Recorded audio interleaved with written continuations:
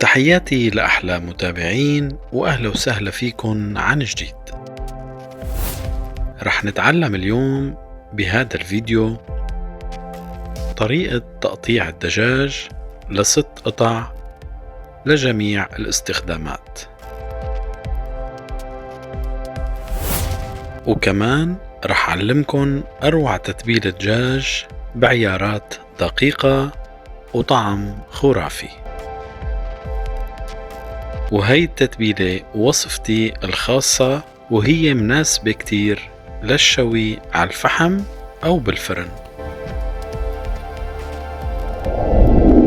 لا تروحوا لبعيد، خليكن معي لبعد الفاصل.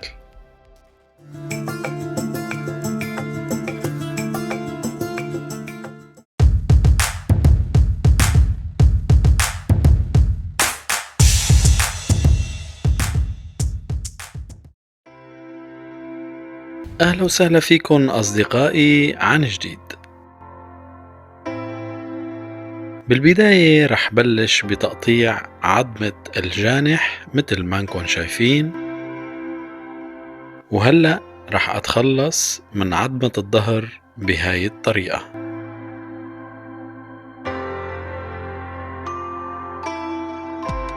رح أضغط شوي وأقطع الفروج لنصفين. رح أفصل الأوراق والصدر قطعه لقطعتين. وبهي البساطة حصلنا على 6 قطع للدجاج لجميع الاستخدامات. نقعت الدجاج بمي وملح وخل حتى أتخلص من البكتيريا أو أي رائحة مزعجة للدجاج لمدة ربع ساعة.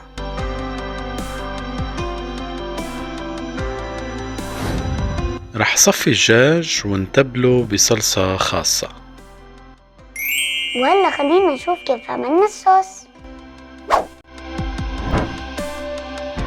عندي معلقة زنجبيل فريش، وإذا مو متوفر عندكن فبهار الزنجبيل هو البديل. معلقة صغيرة هيل حب، ومعلقة صغيرة ملح، معلقة صغيرة كمون، ومعلقة صغيرة بهار أبيض، معلقة صغيرة زعتر بري، عصير ليمون مقدار فنجان القهوة، معلقة كبيرة دبس فليفلة، معلقة كبيرة رب بندورة، لبن أو زبادي مقدار فنجان قهوة، توم مقدار 3 أو 4 حبات تقريبا، زيت نباتي قدر كاسة شاي واحدة. ورح نخلط.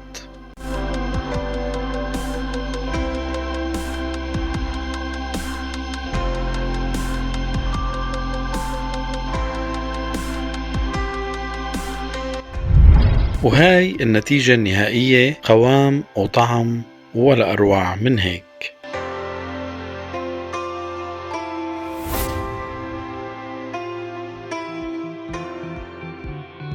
التتبيلة السابقة اللي عملناها مع بعض بنفس العيارات بتكفي تقريبا لفروجين أو 3.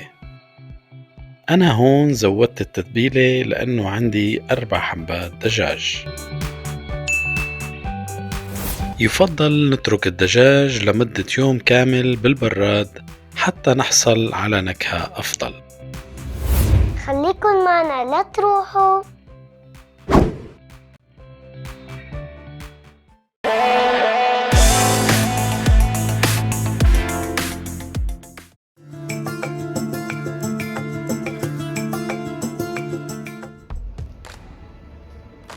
أهلا وسهلا فيكن أصدقائي عن جديد. بالبداية بحب رحب بكل المشتركين الجداد بقناة فتوش، وبوعدكن بمحتوى مفيد.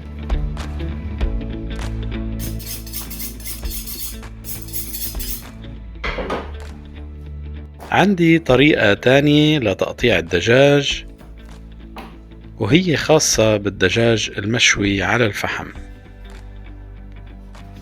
نفس الخطوات اللي عملناها سابقا، ولكن الدجاج رح يبقى قطعة واحدة.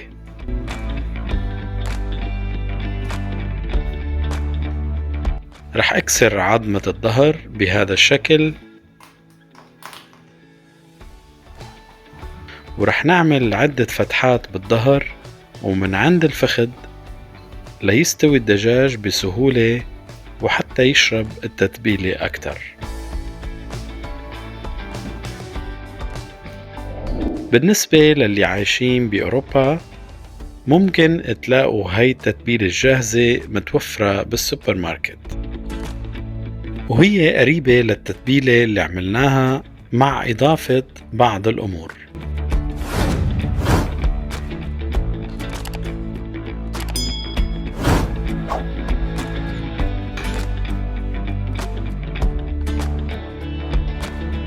رح نضيف هيل ناعم، معلقتين أو 3 صغار، معلقة كبيرة كمون ناعم، معلقة كبيرة من دبس الفليفلة، وكمان قرب بندورة، ورح خلط.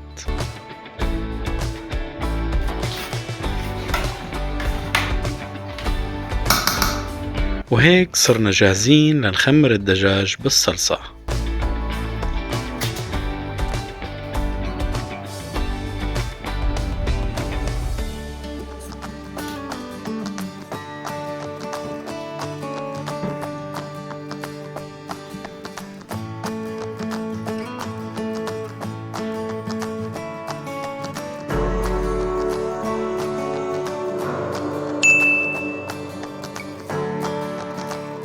رح خمر الدجاج ليوم كامل وفرجيكن كيف طلع معي بالشوي. رح نحط الدجاج على شبك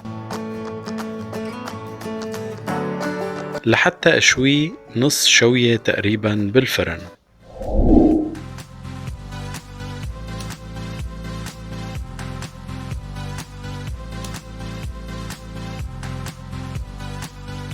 على حرارة 190 درجة.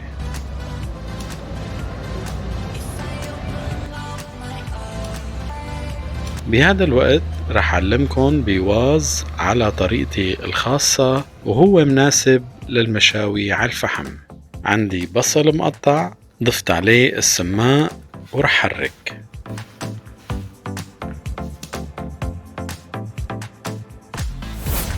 بقدونس مغسول، البصل بالسماق، بندورة مقطعة، وفليفلة كمان.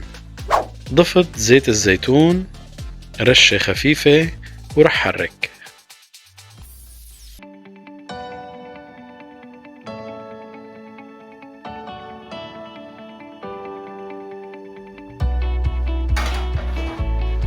عندي الدجاج نصف استواء صار جاهز، وهلأ رح نكمل شوي الدجاج على الفحم.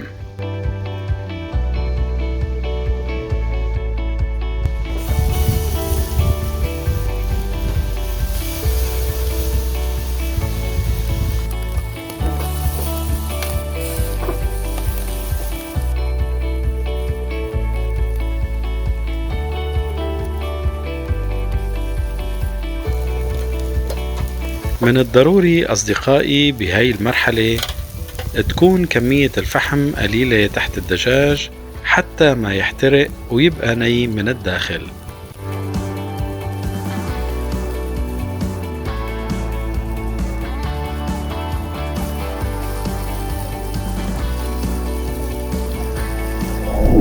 رح نجي لطريقة التقديم.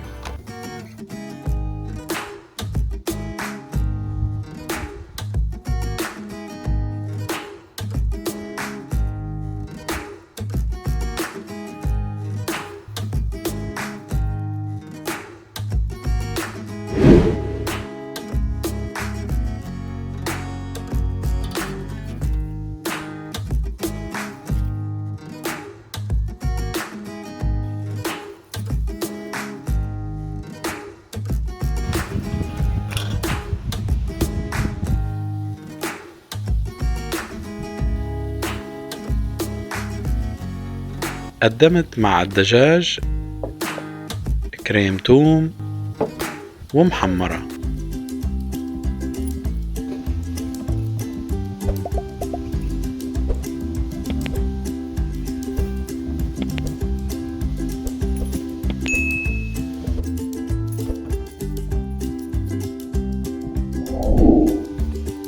وهيك منكون خلصنا لليوم أصدقائي،